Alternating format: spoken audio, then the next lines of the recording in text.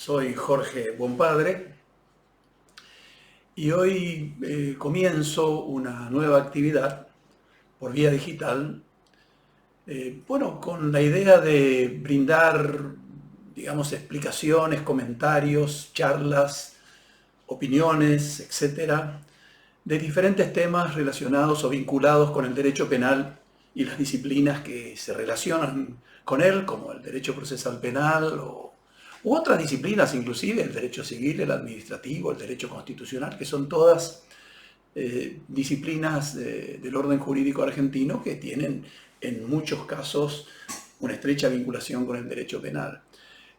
La idea es comenzar un ciclo de charlas, no sé por cuánto tiempo se extenderá, pero la idea es esa, y por eso les pido que si les gusta este comentario que voy a desarrollar en unos minutos y les interesa el tema o les interesan los temas que se van desarrollando en el futuro, les pido que pongan me gusta e ingresen a mi canal de YouTube Jorge Bonpadre Digital.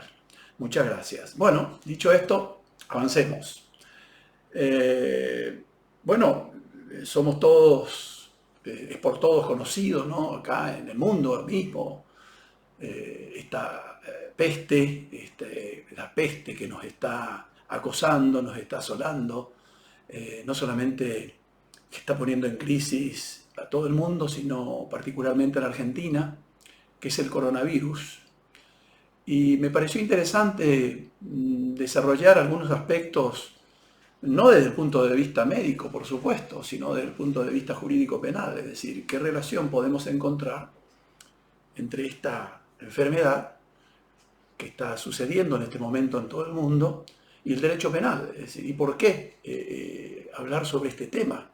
Porque sabemos por los medios de comunicación todos los días de la gran cantidad de personas detenidas, privadas de su libertad en distintos puntos del país, lo cual hace que sea obvio que esta cuestión del coronavirus tenga una relación muy estrecha con el derecho penal, sin ninguna duda.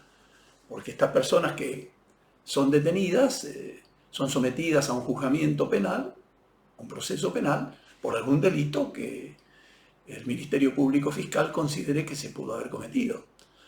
Veamos cómo funciona esto. Por eso, le puse un título a esta charla,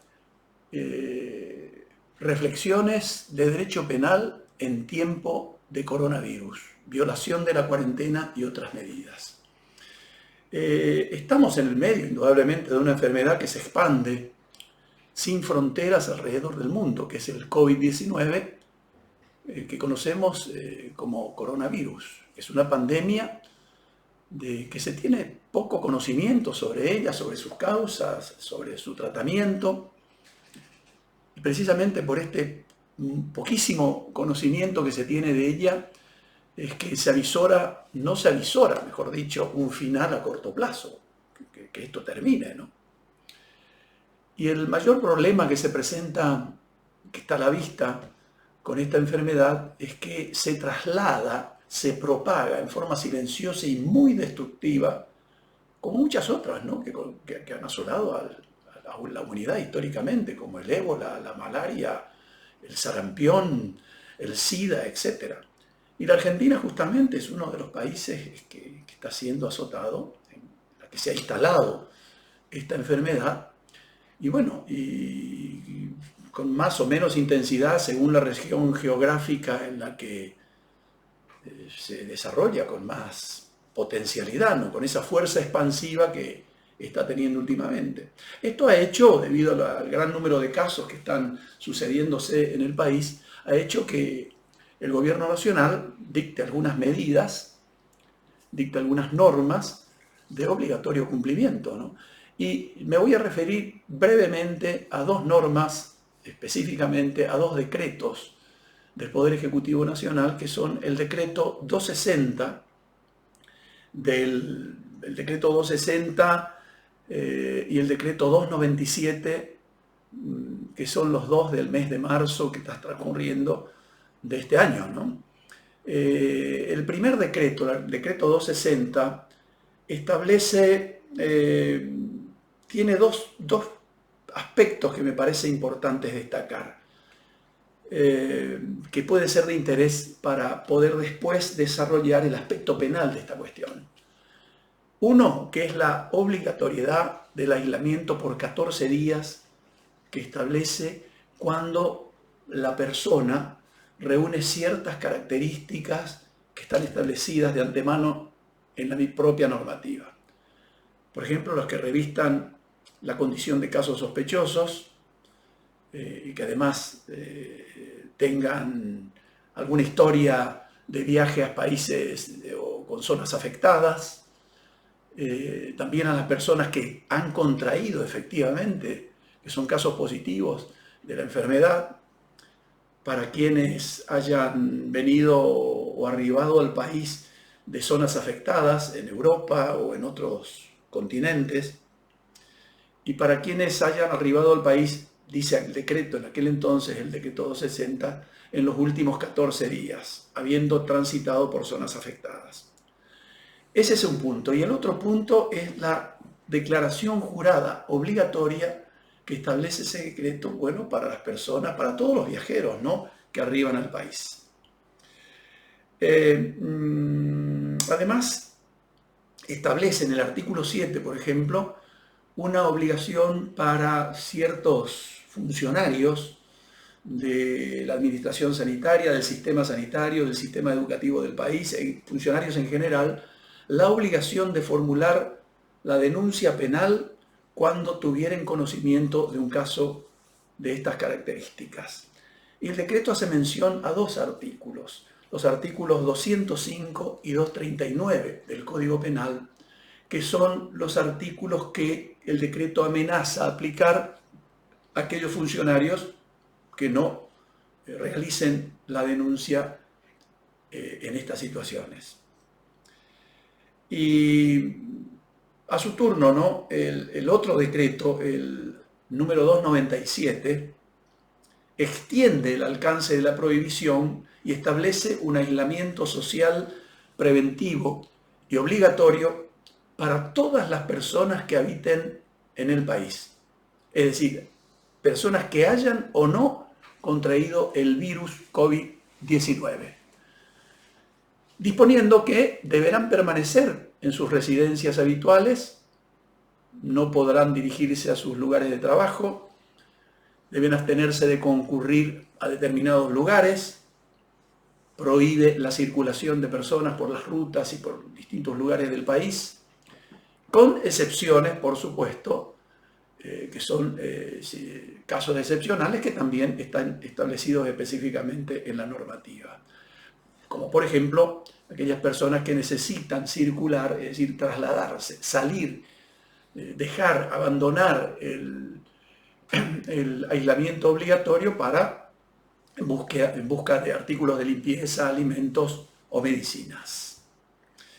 Y también exceptúa del cumplimiento del aislamiento obligatorio a ciertas personas que realizan actividades esenciales y ciertas actividades de servicios, digamos, que también están establecidas en el decreto. De manera tal que tanto las personas que estén afectadas de esta enfermedad, del coronavirus, o aquellas que no lo están, tienen hoy en la Argentina la obligación de aislamiento o cuarentena obligatoria hasta el 31 de marzo del 2020. Bien, este es un breve relato, una breve relación de, digamos, las características de estas normas que son las que están vigentes en el país en este momento. Ahora, busquemos qué relación tienen estas normas con el derecho penal, que de eso se trata este comentario. Yo creo que un primer aspecto que tenemos que destacar, previamente, digamos, antes de continuar con la exposición dogmática o el estudio dogmático de las figuras penales a que hacen relación estos decretos, es preguntarnos si el derecho penal es la herramienta más adecuada para resolver los problemas del país. Es decir, sabemos que el derecho penal es un sistema de control social secundario y que su aplicación, digamos, o que debe intervenir en casos muy especiales, es decir, en casos graves, que estén necesitados de una solución rápida y fuerte, porque el derecho penal es el recurso más fuerte con que cuenta el Estado, es decir, para resolver los conflictos. Entonces nos preguntamos si es ahora el instrumento apropiado para resolver estas cuestiones que se plantean en el orden sanitario del país con el desplazamiento continuo y veloz de esta enfermedad. Y además si puede contribuir a evitar que el virus se propague rápidamente por todo el territorio nacional. Desde ya que mi opinión es que el derecho penal no es indudablemente el instrumento más apropiado para solucionar los problemas del país. La experiencia en todos estos últimos años de utilizar el derecho penal como sistema de control social primario han fracasado. Es decir, todas las tentativas de usar el derecho penal orientado a la resolución de un conflicto de carácter social, de carácter primario, han fracasado sin ninguna duda. Y nos tenemos que preguntar por qué. Y simplemente porque el derecho penal no fue pensado para resolver los conflictos de los ciudadanos. Es decir, no fue pensado para funcionar como un código de conducta, digamos, es decir, de los ciudadanos, sino simplemente para proteger bienes jurídicos esenciales, para el desarrollo de la personalidad de los ciudadanos y para una convivencia pacífica. Y nada más que eso. Es cierto que también el derecho penal puede servir en muchos casos como una alternativa pedagógica, pero bueno, es otra opción no desdeñable, por cierto, pero no es la que nos interesa destacar en este momento. Lo cierto es que en esta situación el Estado ha recurrido nuevamente al derecho penal como instrumento disuasivo. Si no cumples, te castigaré con prisión. Ese es el problema que tenemos que discernir en este momento. Entonces, volvamos un poquito para atrás. ¿Cuáles son las situaciones de hecho que el decreto 260 permite la aplicación de algunas de las infracciones que están previstas en el Código Penal? A mi modo de ver, son tres. Primero, el incumplimiento del aislamiento obligatorio. En los casos, por supuesto, establecidos específicamente en la propia normativa. Recordemos que el decreto 297 también extiende la prohibición del aislamiento, es decir, del incumplimiento del aislamiento obligatorio a todos los habitantes del país. Otro aspecto que me parece destacable es, digamos, o que permite o que encamina a la aplicación de una norma del Código Penal, es la propagación de la enfermedad infecciosa, del COVID-19. Y por último, el falseamiento de la declaración jurada obligatoria para viajeros. Estas son las tres cuestiones de hecho que a mí me parece que tienen una directa vinculación con el derecho penal. Pero previamente quiero destacar otra cuestión que se relaciona con esto. El principio de legalidad, es decir, el que está establecido en el artículo 18 de la Constitución, que dice expresamente, que establece expresamente, que ningún habitante de la nación puede ser penado sin juicio previo fundado en ley anterior al hecho del proceso. Es decir, que esta normativa constitucional establece el principio general de que las leyes penales son irretroactivas, es decir, que se deben aplicar para adelante. Y esto también está reconocido, consagrado en los tratados internacionales sobre derechos humanos que han sido incorporados a la Constitución Nacional y que están mencionados en el artículo 75.22 de la norma fundamental. Entonces, brevemente, hagamos un análisis de estas tres cuestiones que mencioné hace un momento. El incumplimiento del aislamiento obligatorio. Ese es el primer punto, esa es la primera situación fáctica que nos interesa desarrollar. Frente a esta situación nos debemos preguntar, sí, porque los decretos hablan o hacen mención solamente a la expresión aislamiento, pero no hablan de cuarentena, no hacen referencia a esta expresión. Entonces nos tenemos que preguntar, ¿es lo mismo? Es decir, ¿el aislamiento y la cuarentena son la misma cosa? ¿Tienen los mismos efectos, las mismas características?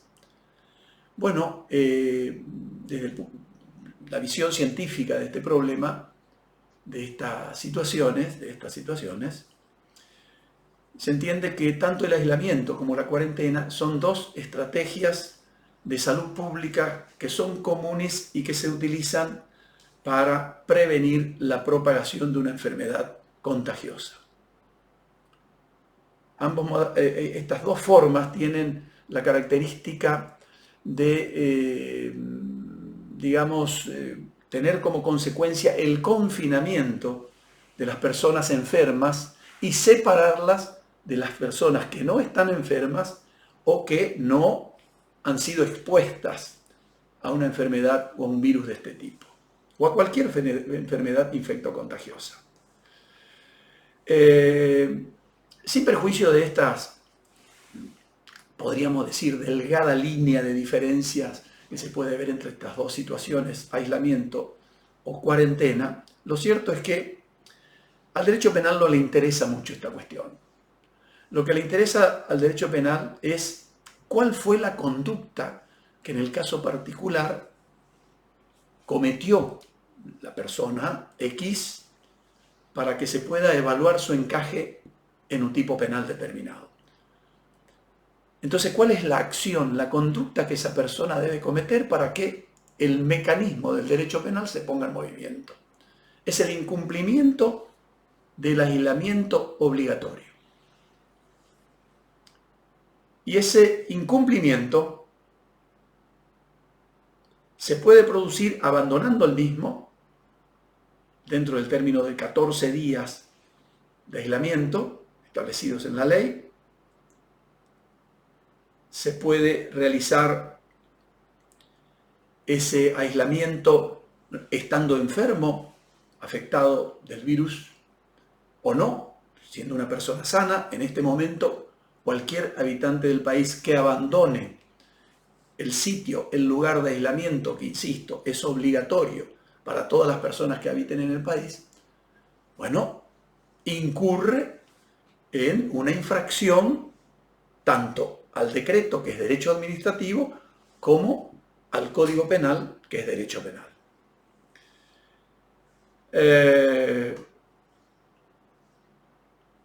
Esta breve consideración nos resuelve un problema, es decir, quiénes son las personas que pueden cometer alguna de estas infracciones, que son las que acabo de mencionar. Ahora, con eso nosotros tenemos determinado o determinada la condición de autoría para el análisis del delito, digamos. Pero al derecho penal también le interesa saber cuál es la conducta activa u omisiva que deben realizar las personas que estén sometidas a este aislamiento obligatorio para que el derecho penal se torne aplicable. Y esta es la determinación de la acción típica, es decir, de la acción que colorea un tipo penal.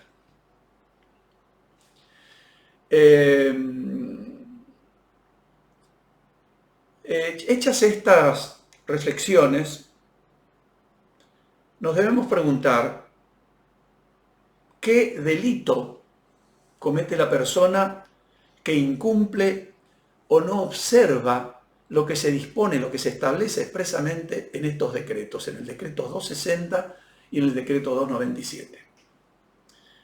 Porque, les insisto, les recuerdo, como les decía hace un ratito, estos decretos hacen mención a dos artículos específicos del Código Penal, los artículos 205 y 239.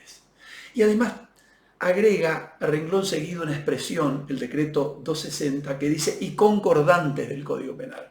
Antes que nada, se torna obligatorio poner de relieve de que esta expresión concordantes del Código Penal es una expresión impropia, es una expresión abierta que no tiene ningún contenido, es decir, vacía de contenido, que no es inadmisible en derecho penal, porque es una expresión que conduce a ningún lugar, digamos. Es decir, no sabemos qué quiere decir concordante, a dónde nos reenvía la expresión que está establecida en el decreto. Pero independientemente de eso, hagamos el análisis particular de estas dos infracciones. El artículo 205 del Código Penal tipifica o sanciona la violación de medidas antiepidémicas que están establecidas por la autoridad de aplicación. Es decir, es una infracción que está dentro de los delitos contra la salud pública y consiste en eso, en no observar, violar, quebrantar las medidas administrativas dictadas por la autoridad de aplicación. En este caso, las medidas que establecen los decretos 260 y 297. Eso por un lado. Ya vamos a volver enseguida sobre esta cuestión. Y la otra figura a que hace referencia el decreto 260 es el artículo 219. Este artículo no puede ser aplicable en ninguno de estos casos, por las siguientes razones. En primer lugar, este artículo, el artículo 239 del Código Penal, establece dos fórmulas, dos tipos delictivos. Uno relacionado, o podríamos llamar, de resistencia a la autoridad civil, que no es el caso que nos ocupa en este momento. Y el otro es la desobediencia a una autoridad civil, que sí puede ser el caso. Pero en estas situaciones, es decir, el Código Penal, para que se dé la desobediencia a una autoridad civil, debe existir una orden dirigida al cumplimiento de un mandato, de una obligación, a una persona concreta y determinada. ¿Qué es lo que no ocurre en este caso? En este caso se trata de un mandato, de una disposición de la autoridad de aplicación dirigida al público en general, de manera tal que tampoco es el caso que estamos comentando. Por lo tanto, no puede nunca ser de aplicación el artículo 239 en estas situaciones.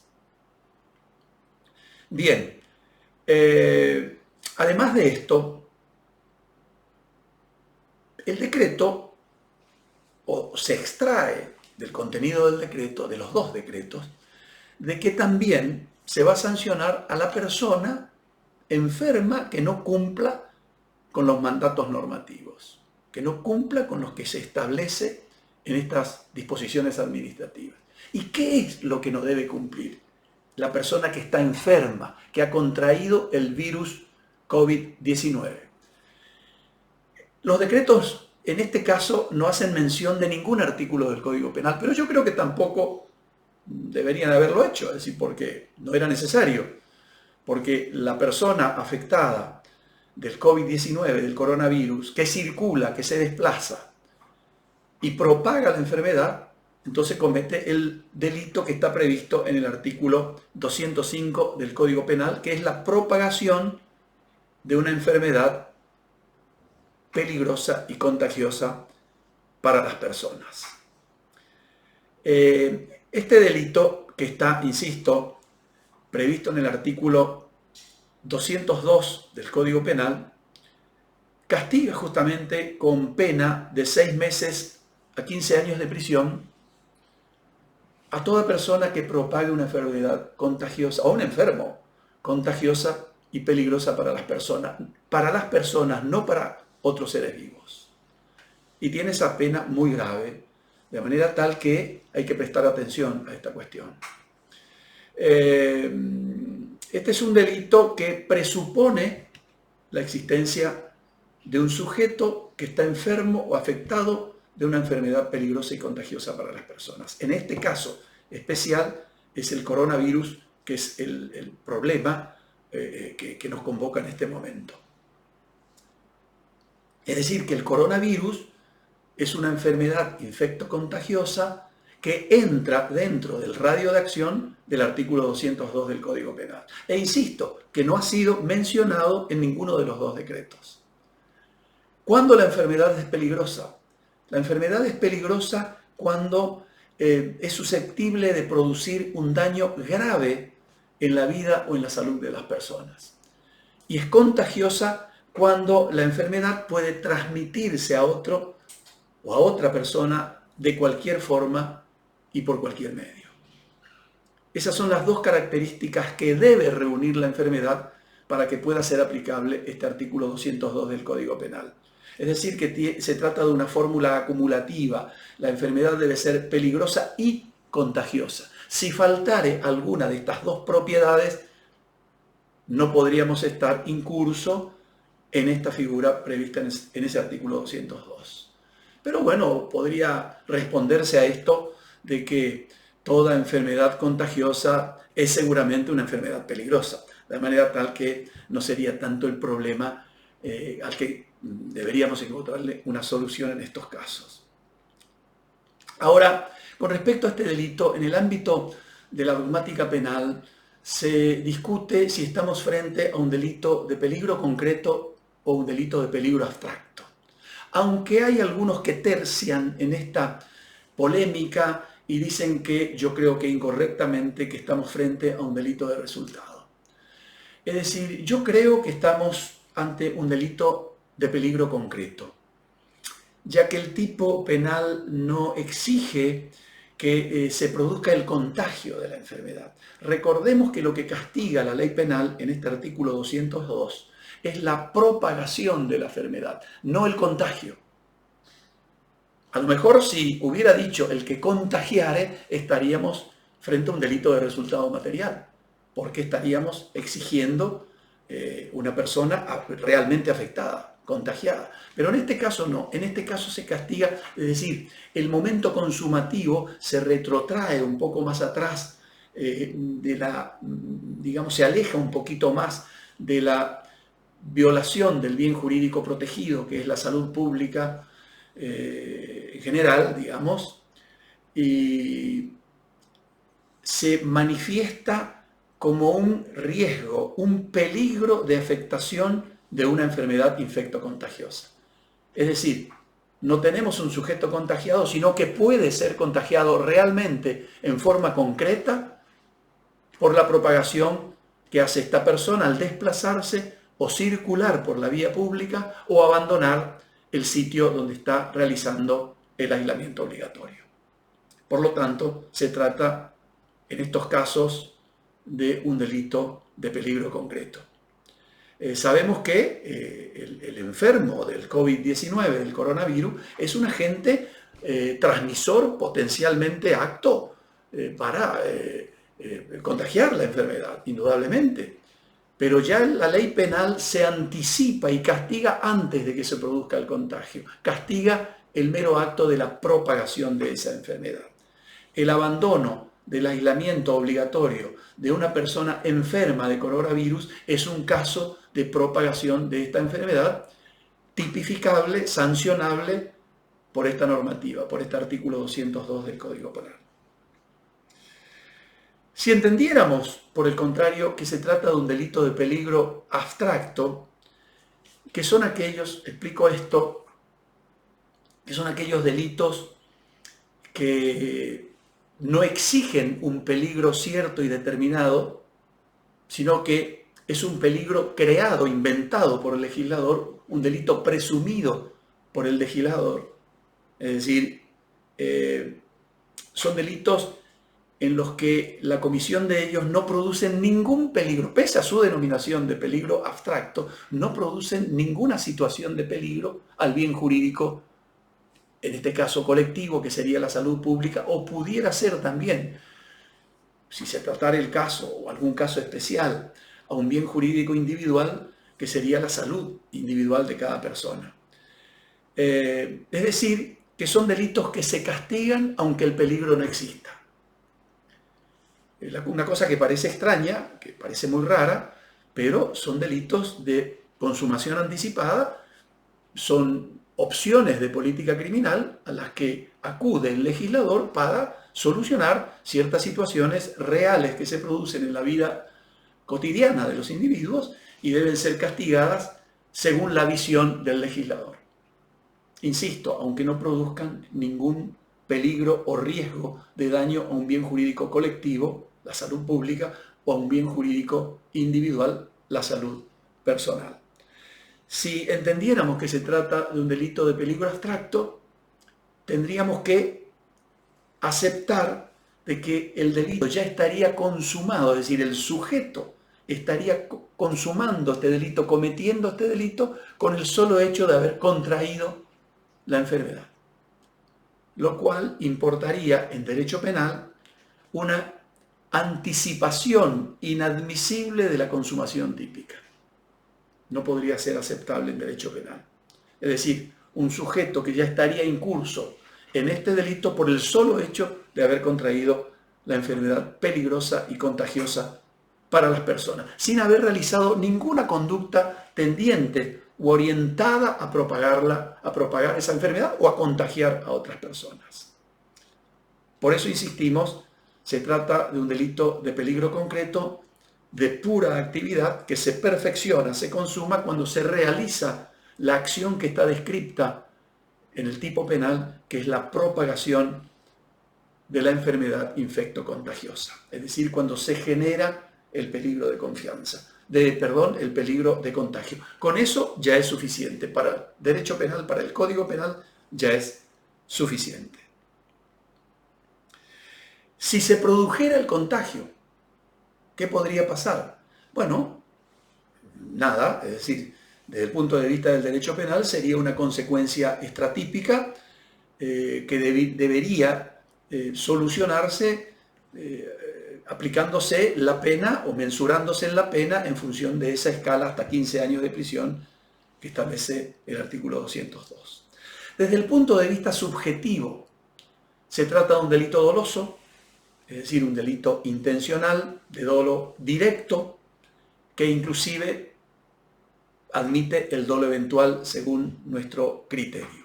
Es decir, el sujeto debe saber o sospechar que ha contraído la enfermedad, por ejemplo, por la aparición de algunos síntomas, y querer difundirla, querer propagarla, abandonando el aislamiento, circulando por la vía pública, o bien realizando estas conductas y siéndole indiferente los síntomas que padece y le importa poco o es muy improbable para él de que la enfermedad se transmita o se contagie a algunas personas. Ahí estamos dentro del dolo eventual. Y un problema que podría presentarse, me parece, con la interpretación del tipo subjetivo, es si el sujeto, al querer propagar la enfermedad, es decir, tener conciencia de que está propagando la enfermedad, también quiere contagiar. Es decir, quiere contagiar a una persona. Persigue la finalidad concreta de contagiar a una persona. Es decir, en resumidas cuentas, quiere la propagación y el contagio. Circunstancias estas que si exigimos esta ecuación de querer la propagación y el contagio, me parece a mí que estaríamos convirtiendo un delito de dolo común en un delito subjetivamente configurado, es decir, donde estaríamos exigiendo la concurrencia necesaria de un elemento subjetivo del tipo de injusto que el tipo penal precisamente no requiere. Es decir, creemos, o yo creo particularmente, que en este caso, en el tipo subjetivo, desde el punto de vista subjetivo, el delito no requiere un elemento subjetivo especial distinto del dolo propio del delito.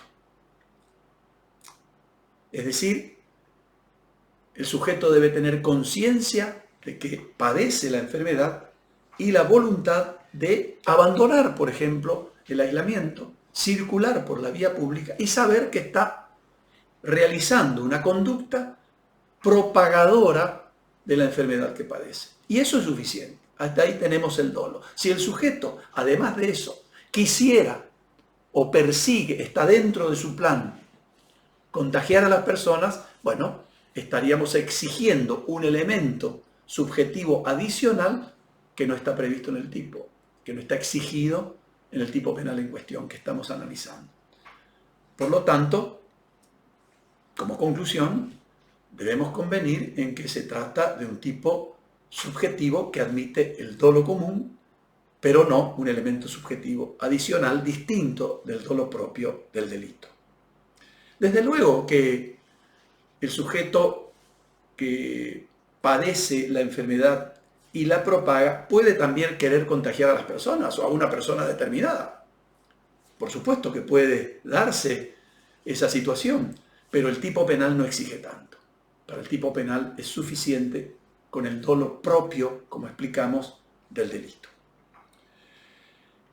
Tampoco los decretos hacen referencia al tipo culposo. Es decir, este es un delito que se puede cometer intencionalmente o no. Es decir, también se puede cometer por imprudencia, negligencia, por impericia en el arte o profesión o por inobservancia de los reglamentos o deberes del cargo que ostenta una determinada persona. Es decir, es un delito que admite la modalidad culposa o imprudente. Ahora, se discute en la doctrina si esta modalidad culposa que está prevista en el artículo 203 del Código Penal, cuando habla el artículo del, digamos, esto se aplicará a los 3 artículos anteriores, del 200 al 203. Nosotros creemos que se debe matizar en esta cuestión, es decir, la remisión que hace el artículo 203 no alcanza a los artículos 200 y 202.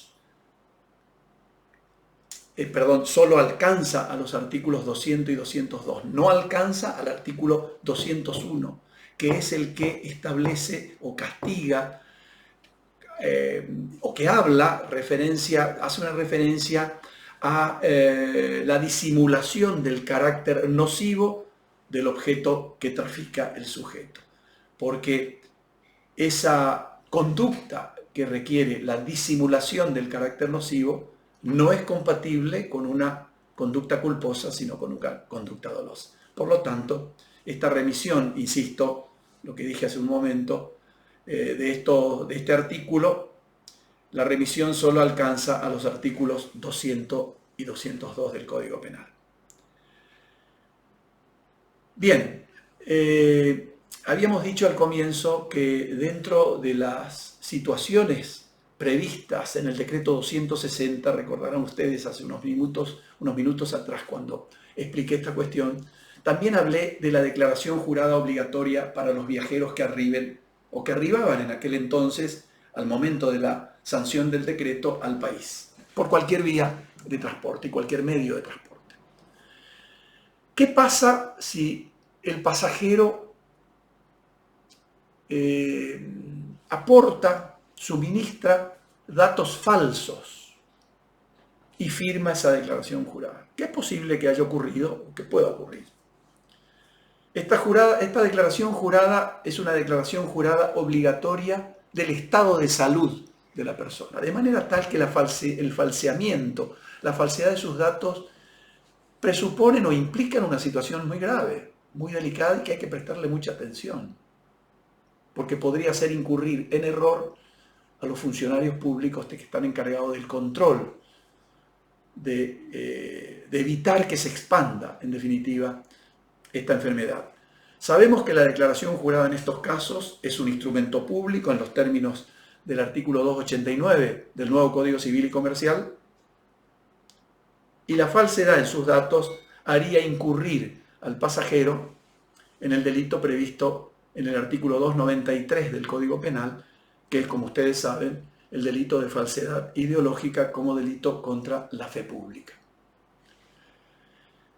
Y por último, tenemos otra cuestión que tenemos que analizar brevemente, que es la omisión de denuncia. Ustedes recordarán que hace unos minutos atrás hice mención a algunos aspectos de estos decretos cuando dicen de que determinados funcionarios o funcionarios en general, por ejemplo los que integran el sistema de salud, el sistema educativo del país, etc., tienen, dicen estos decretos, la obligación de realizar la denuncia cuando toman conocimiento de la existencia de un caso de este tipo. Es decir, cuando toman conocimiento de que existe una persona afectada por esta enfermedad. Deben hacer inmediatamente la denuncia. Ahora, ¿qué pasa si estos funcionarios no realizan la denuncia? Pues yo creo que no pasa nada, absolutamente nada, porque el artículo, digamos, aplicable sería la figura que está prevista en el artículo 277, inciso D del Código Penal, que es una figura de encubrimiento, que sí tipifica la omisión de denuncia, pero con unas características especiales. Les voy a leer textualmente qué dice este artículo para poder concluir, y si ustedes están de acuerdo conmigo, en que estos funcionarios no podrían nunca cometer este delito. Podrían sí estar incursos en una infracción administrativa y podría acarrearles problemas de responsabilidad de esa característica, pero no un problema de responsabilidad penal.